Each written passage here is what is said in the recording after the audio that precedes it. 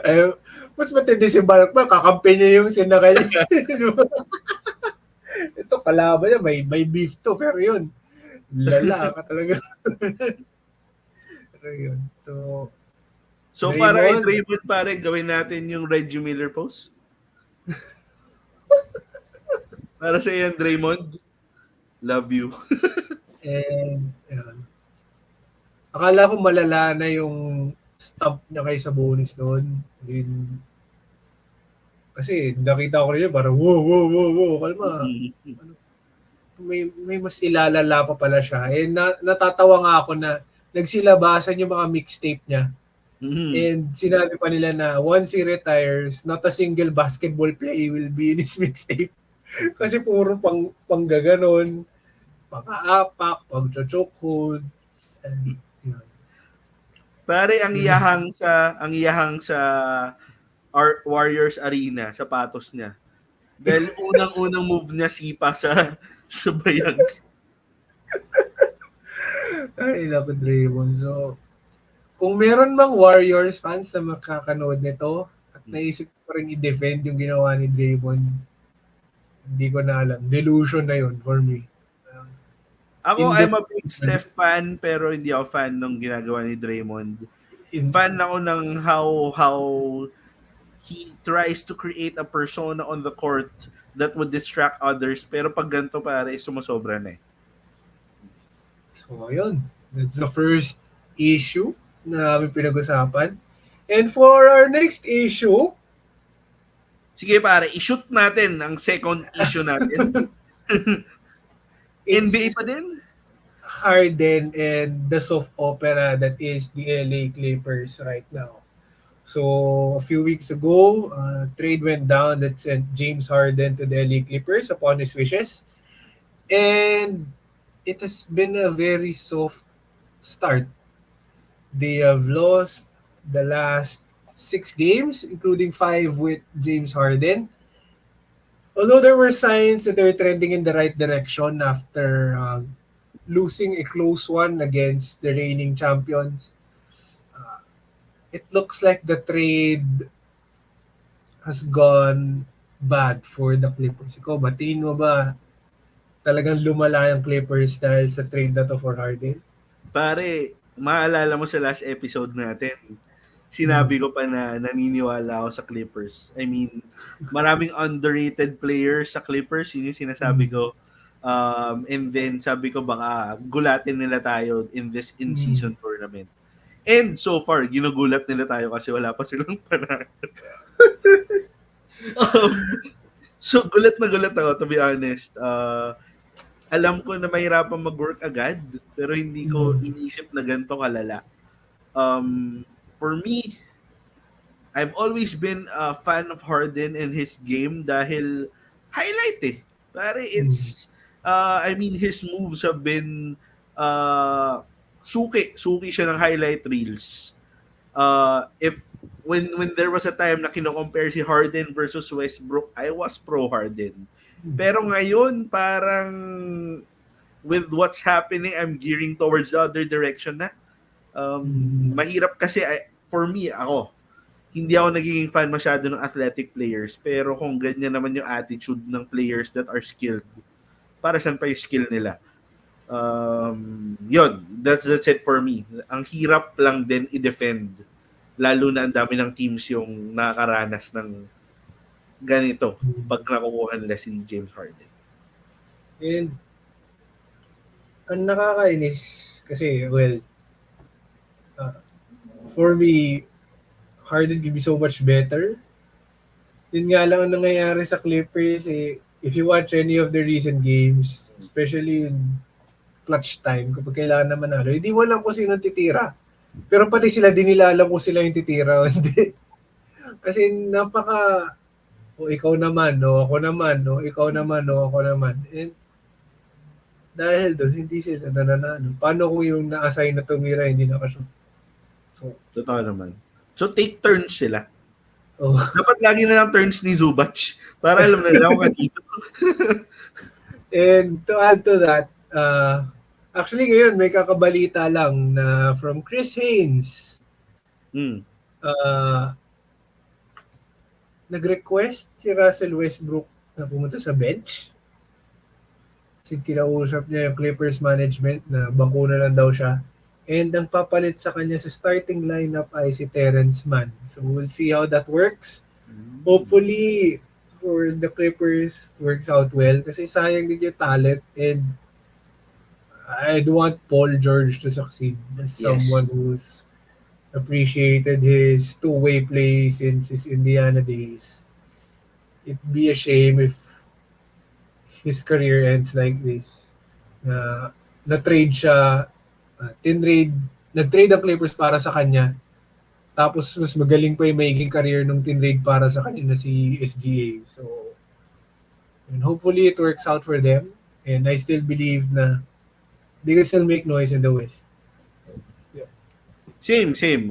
For me, nung sinabi ko na may underrated players ang Clippers, ang main na pumasok sa utak ko is really Paul George.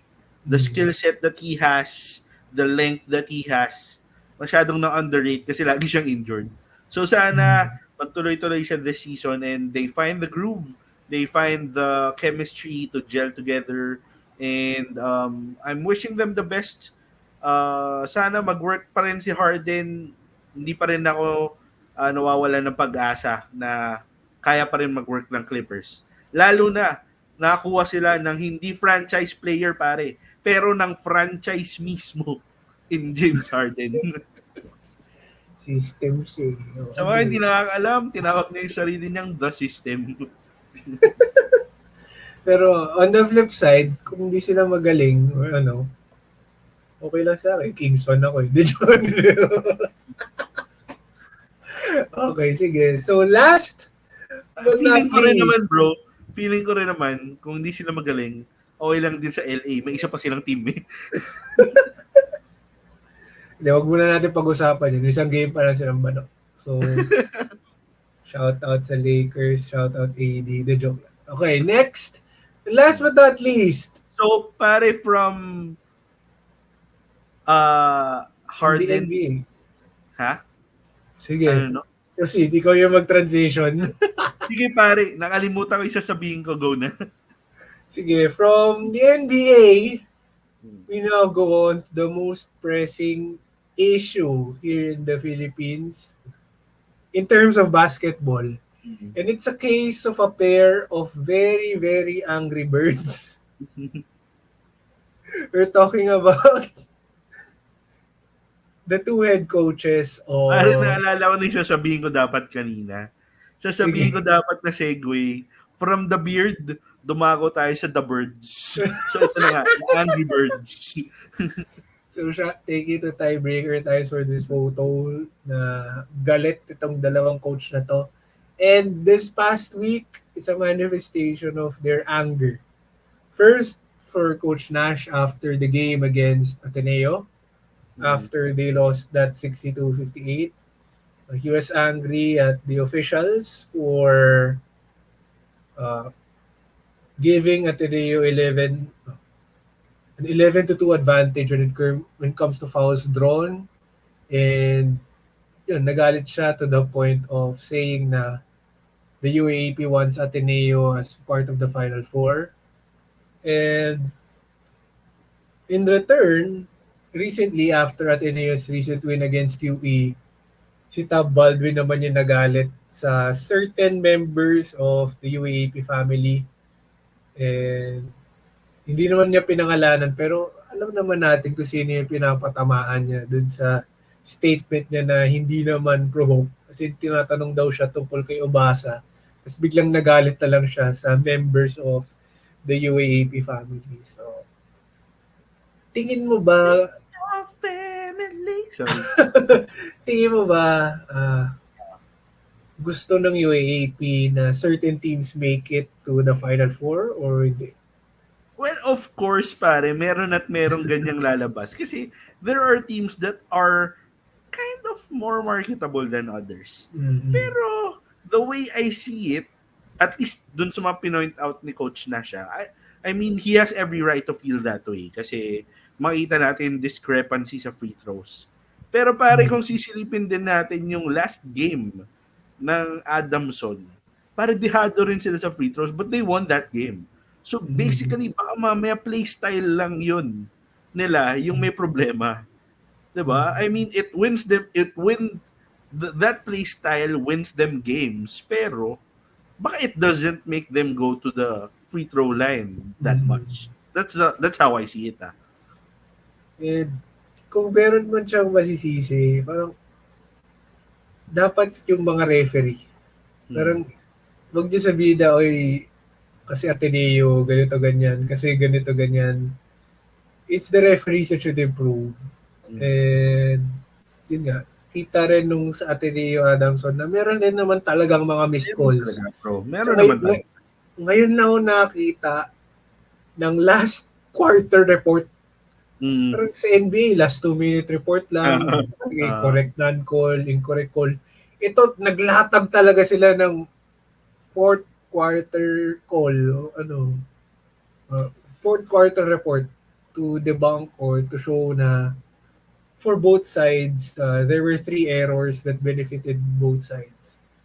Siguro yung timing lang, kaya mas may gripe si Nash. But, yun. Ako, for me, yun din eh.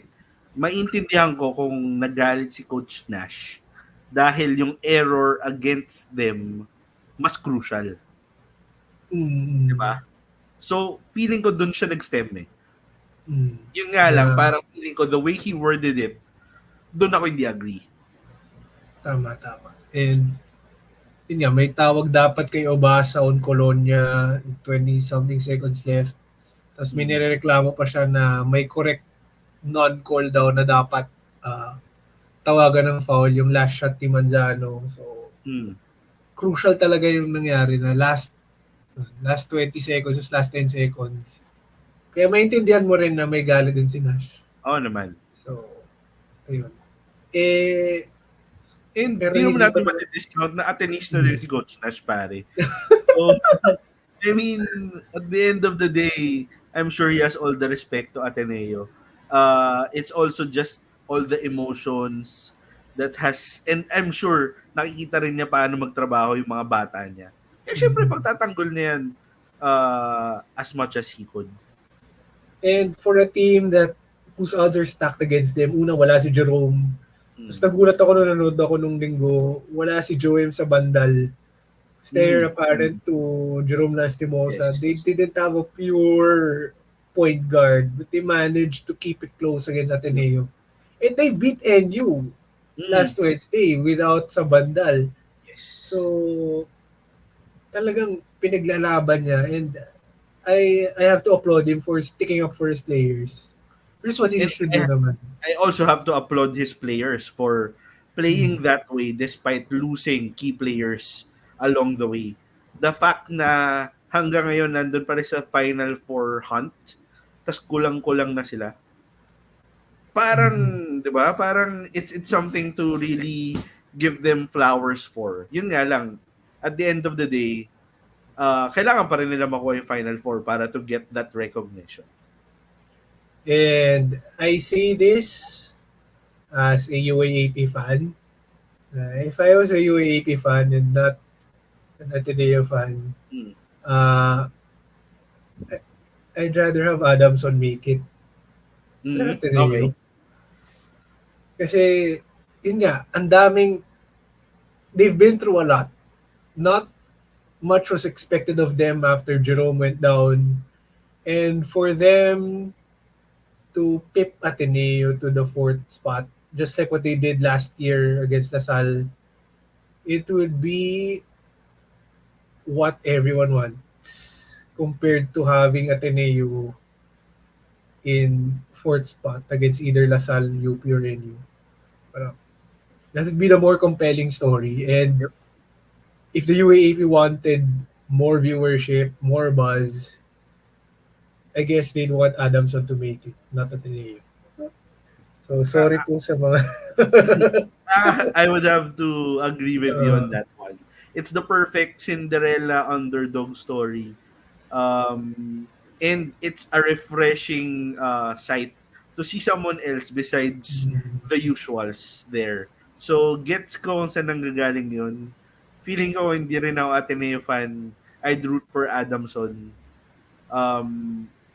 And actually, kung ano man yung mangyari ngayon, tatanggapin ko na lang kasi at the end of the day, alam kong both teams sobrang pinaghihirapan to get that last slot in the Final Four.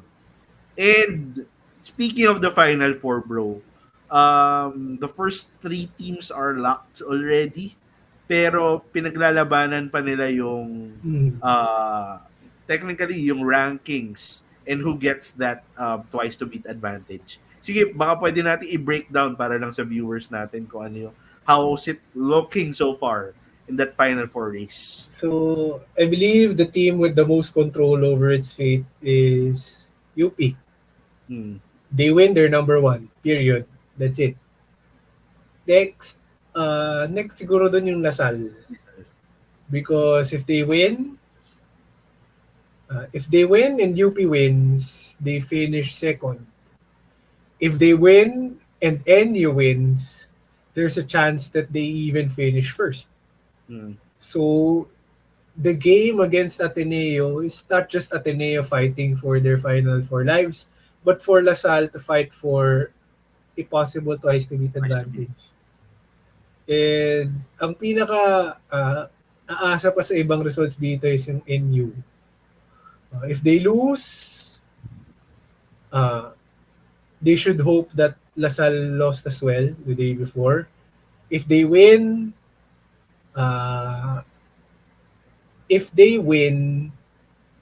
and LaSalle loses, ano ba mangyayari? Sila, depende pa sa quotient kung sila yung mag-number 1 or ano. But, yun. Pero if mag-triple tie, I've been hearing that LaSalle most likely would be the number 1 team. Yes. Kasi, and then UP and NU would have a playoff for that twice advantage. Magiging virtual best of 3. The only way that in a triple tie for LaSalle to not make it to number 1 is if NU wins by 39. Oh, wow. It's UP. Yun lang. So, yun lang ang scenario. Any other scenario, LaSalle will be number 1 and UP and NU will figure in a best of 3. So, yun. So, kung si Remogat sinapian ni Paul Lee, sino kaya sasapi sa NU para manalo sila ng 39 points, bro?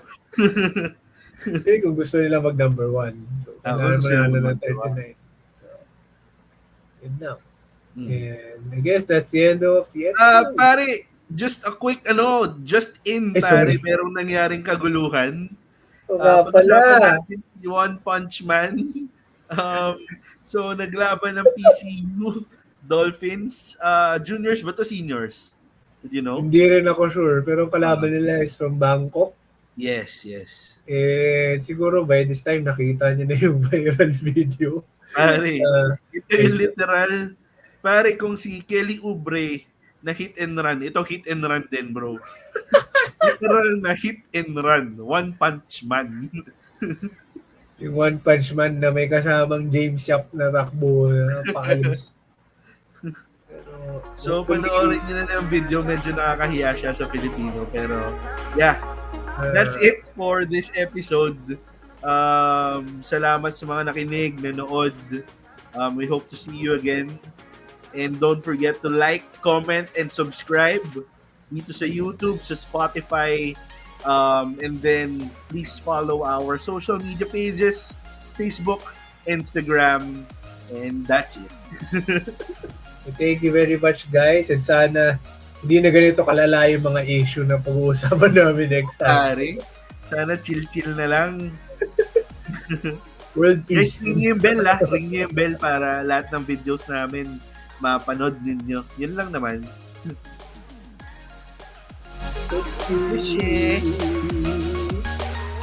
I-shoot mo. Signing off. I-shoot mo na ang ball. I-shoot mo na ang ball. Ang sarap mag-basketball. I-shoot mo